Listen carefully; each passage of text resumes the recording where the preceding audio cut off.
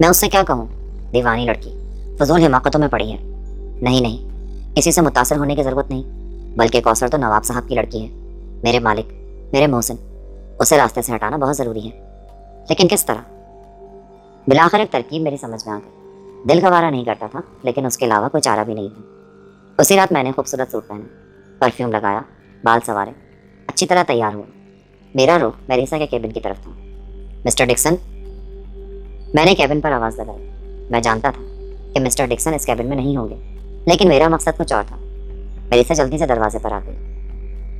Colonel یہاں ہے میریسا؟ نہیں۔ اوہ، کہاں کا کرنل؟ اب میریسا نے مجھے آواز دی۔ مسٹر سرفراز؟ جی؟ میرے ساتھ ایک کپ چائے نہیں پئیں گے؟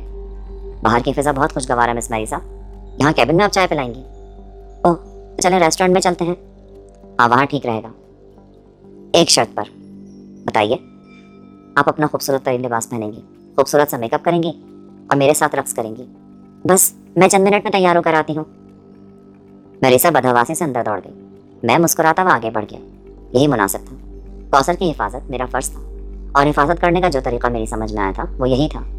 میں مست انداز میں چلتا ہوا آگے بڑھ گیا۔ تھوڑی دیر کے بعد میریسا آ گئی، اور بلا شبہ میں اسے دیکھتا رہ گیا۔ میریسا یوں بھی کافی خوبصورت تھی، لیکن اس وقت اس نے قیامت ڈھائی تھی۔ آسمانی رنگ کے ٹخنوں تک کے جاپانی سٹائل کے لباس نے اسے کچھ سے کچھ بنا دیا تھا۔ اس کے جسمانی نقوش بے حد دلکش تھے، لیکن میں نے پہلے ایک بار بھی ان پر غور نہیں کیا تھا۔ رقص کے لیے موسیقی شروع ہو گئی۔ میں نے میریسا سے درخواست کی۔ ہم دونوں چوبی فرش پر ہچکولے لینے لگے۔ سرفراز؟ میریسا میرے سینے سے لپٹنے کی کوشش کرنے لگی۔ تمہارے اندر یہ خوشگوار تبدیلی کیسے آ گئی؟ بس آ گئی۔ تھوڑی دیر بعد ہم اپنی میز پر واپس آ گئے۔ مجھے اجازت؟ ارے کیوں؟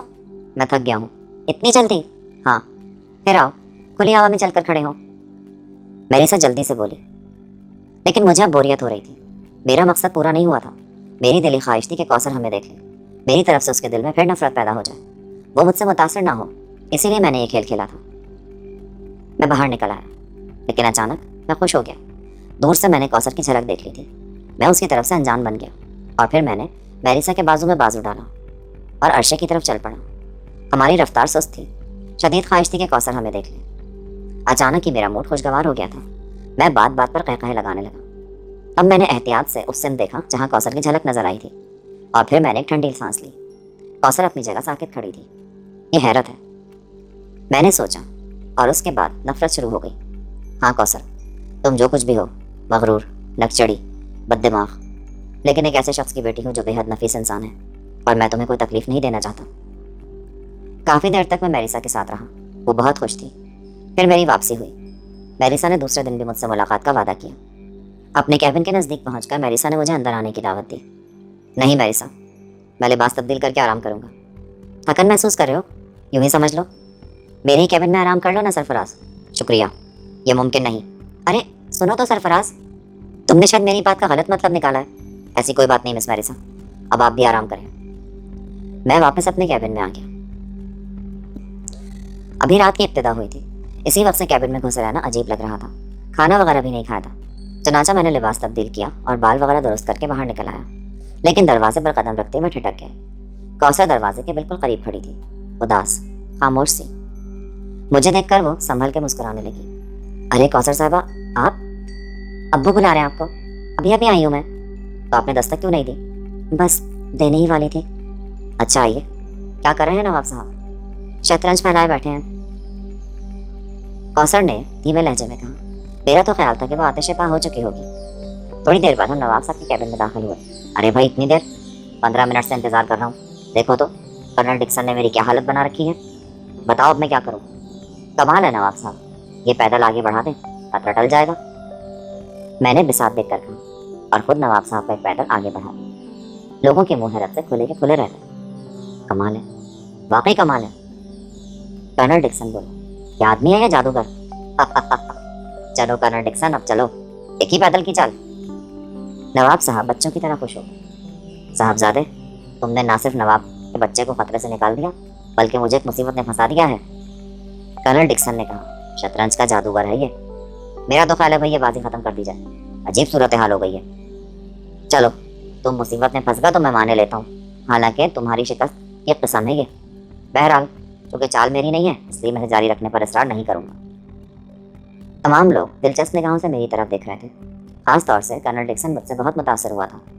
बैठो सरफराज, यूं भी तो मुझे हमेशा एक पुरस्कार नौजवान लगे हो। क्या पियोगे? कुछ नहीं जी, शुक्रिया। तो मुझे इजाज़त है नवाब साहब? मैंने कहा, भाई तारीफों से ये घबरा जाता है। नवाब साहब ने मुस्कुराते हुए कहा और दूसरे लोग हंसने लगे। मैं खड़ा हो गया। नवाब साहब बोले, खतरा टल रहा है डिक्सन, लगाओगे दूसरी बाजी? हाँ हाँ, तुमसे तो मैं हर वक्त खेलने को तैयार हूँ। कर्नल डिक्सन ने कहा। मैं इजाज़त लेकर बाहर निकल आया। दरवाजे से निकलते हुए मैंने कौसर की आवाज़ सुनी, मैं भी जा रही हूँ अब्बू। फिर वो मेरे अक़ब में निकल आई। इखलाक़न मुझे रुकना पड़ा। आइए कौसर, कहीं जा तो नहीं रही थी आप? नहीं। नवाब साहब शतरंज में फंस गए। ना जाने कब तक बाजी जमी रहेगी, जब तक मैं बिसात ना छीन लूँ उनसे। मैं हंसने लगा। हम दोनों अर्शे पर पहुँच गए। कौसर साहब जी, क्या सोच रही हैं आप मुझे फ़रेब देने की कोशिश में खुद को फ़रेब देने लगे हैं? जी हाँ सरफराज साहब, बराए मेहरबानी मुझे फ़रेब देने की कोशिश में खुद को ना गिराइए। प्लीज़ ज़रा साफ अल्फाज में कहिए। मेरा ईमान है कि आप एक नेक इंसान हैं। ओह, मेरे से जैसी लड़कियां आपको गलत रास्ते पर नहीं डाल सकती। मैं आपको अच्छी तरह जानती हूँ। आप मुझे माफ़ कर दें। अब आप सिर्फ मुझे गलत रास्ते पर डालने के लिए इन औरतों की कुर्बत हासिल कर रहे हैं। झूठ ना बोलिएगा सरफराज साहब। मेरी जुबान लड़खड़ा गई, मेरा हौसला लड़खड़ा गया। मैं खामोश खड़ा कौसर की शक्ल देखता रहा। उसकी निगाहों में एक फातिहाना चमक उभर रही। मैं दावे करने की आदी नहीं हूँ सरफराज साहब, मैंने बात बड़े भरोसे से कही है। मिस कौसर जी, मैं सुन रही हूँ, बर्दाश्त कर सकेंगे? हाँ। मिस कौसर आइए, मैं आपको एक नई कहानी सुनाऊँ। एक ऐसे शख्स की कहानी जो ऐसे अफराद में घिरा हुआ था जो दौलत से खेलते थे, जो दौलत को बहुत अहमियत देते थे। वो भी उनमें से एक थे। दौलत की रेल पेल थी, नौकरों की फौज, आला ज़िंदगी, ये सब कुछ उसे बुरा नहीं लगता था। बस बुरे लगते थे जो दौलत को खुदा समझते थे। कभी उन लोगों से उसकी नहीं बनी, तब उन सब ने मिलकर उसके खिलाफ साजिश की। वो उसके हिस्से को हजम नहीं करना चाहते थे। वो सिर्फ ये चाहते थे कि वो भी उनके साथ मसनूई बातों में शरीक हो, उन्हीं के अंदाज में सोचना शुरू कर दे। उसने उनकी सोच पर कोई एतराज़ नहीं किया था, लेकिन वो अपने ऊपर कोई तसल्लुत नहीं चाहता था। उसने तो अपनी दुनिया ही अलग कर ली थी।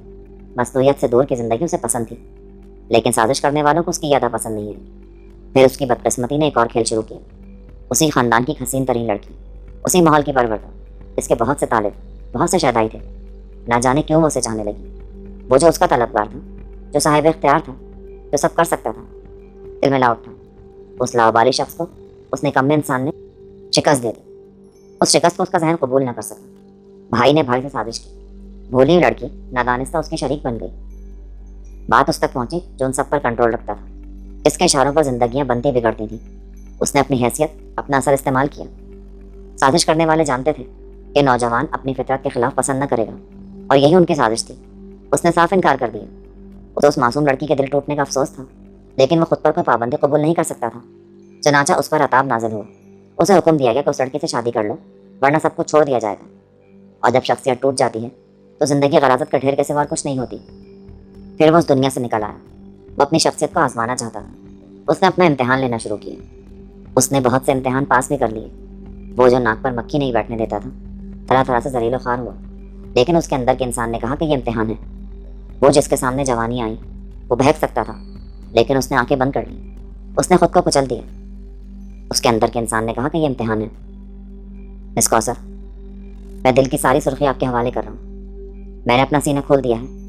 ना जाने क्यों आज दिल चाहा, ना जाने क्यों तुम्हारे लिए चाहा। कौसर, मैं सरफराज हूँ। मैं वही इंसान हूँ। मैं एक इतने दौलतमंद इंसान का बेटा हूँ जो बहुत से नवाबों को उनकी शख्सियत समेत खरीद ले।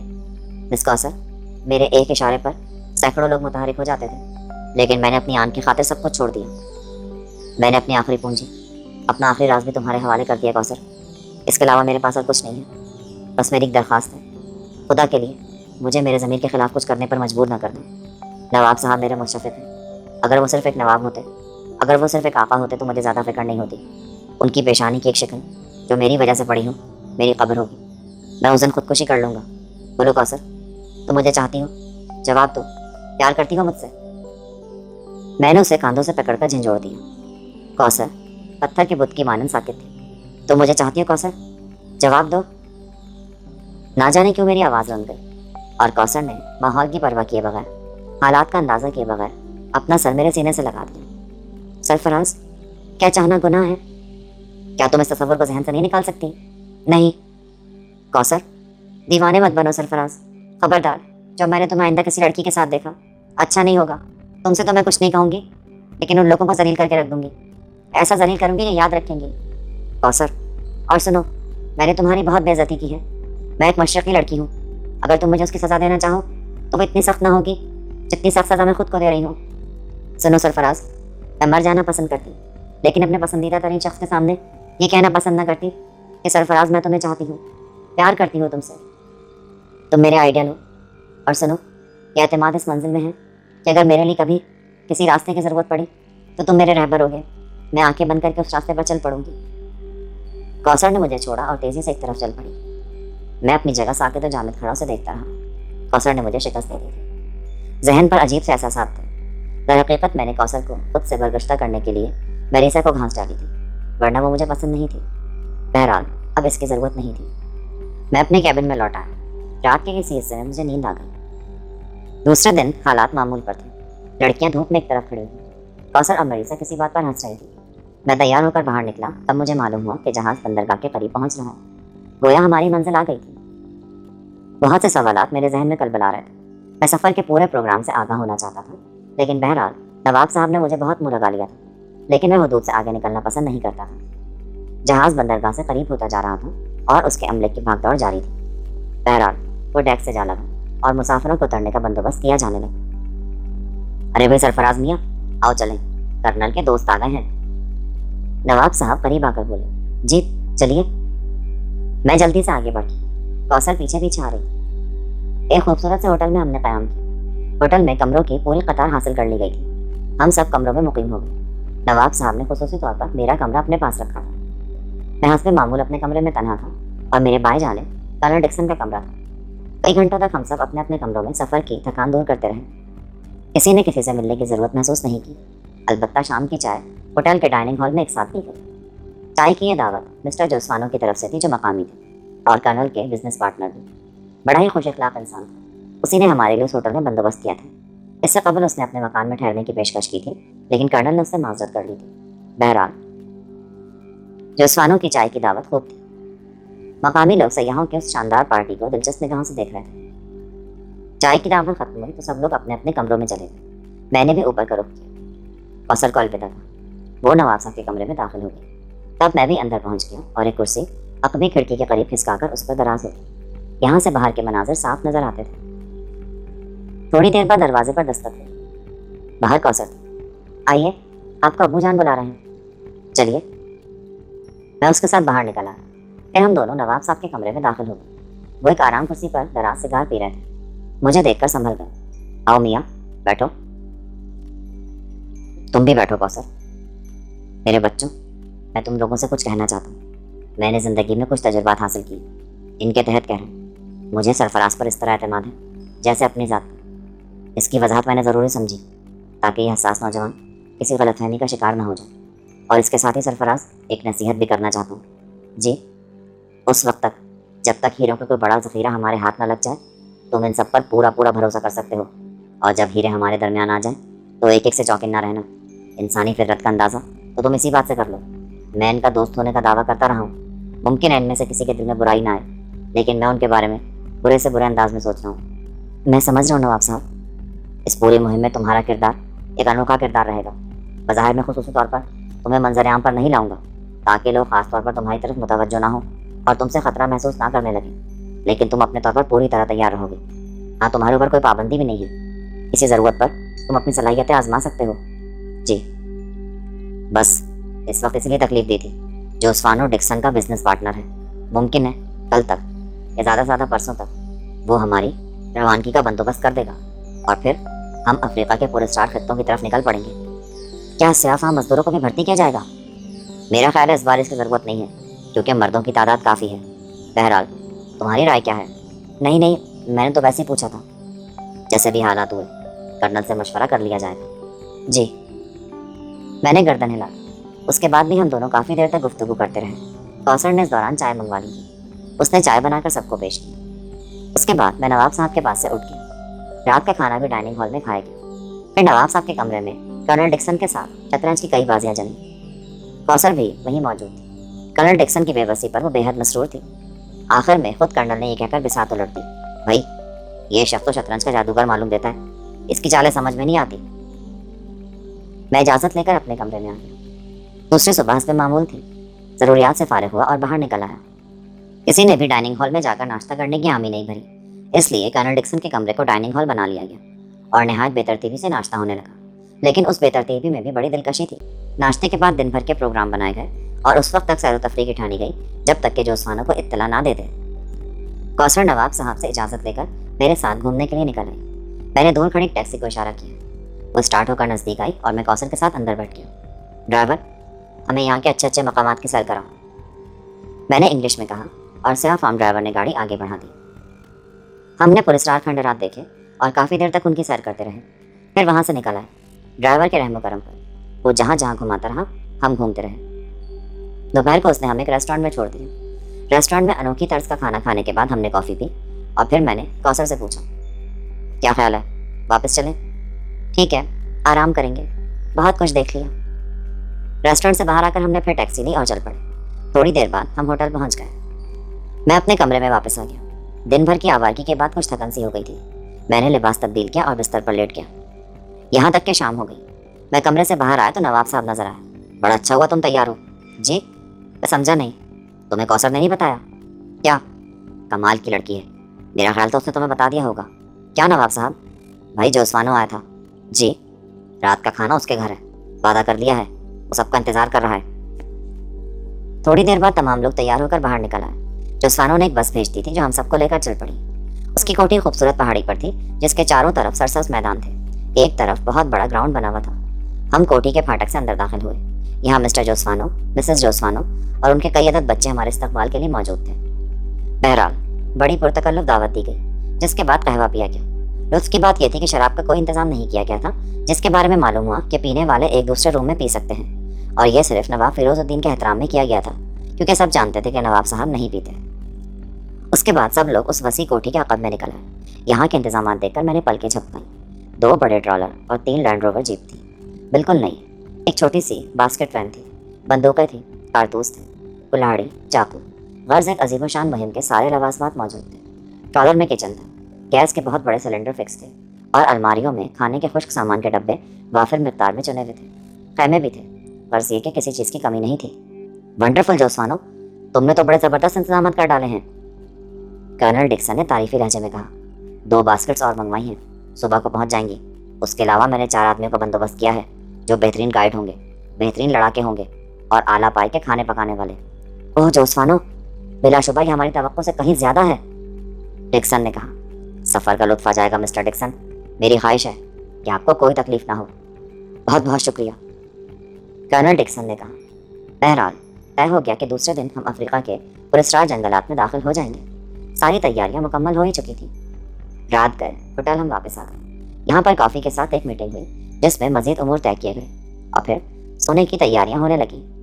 دوسرے دن صبح ہی صبح سب لوگ جاگ کر 9 بجے ناشتے سے فراغت ہو گئی۔ خاص بات یہ تھی کہ کوثر نظر نہیں آ رہی تھی۔ تھوڑی دیر کے لیے دل میں ایک عجیب سا احساس ہوا اور اس کے بعد میں پرسکون ہو گیا۔ اپلوڈز کے نوٹیفیکیشن حاصل کرنے کے لیے ہمارے چینل کو سبسکرائب کریں اور ساتھ میں دیے گئے گھنٹے کے نشان کو دبانا نہ بھولیں۔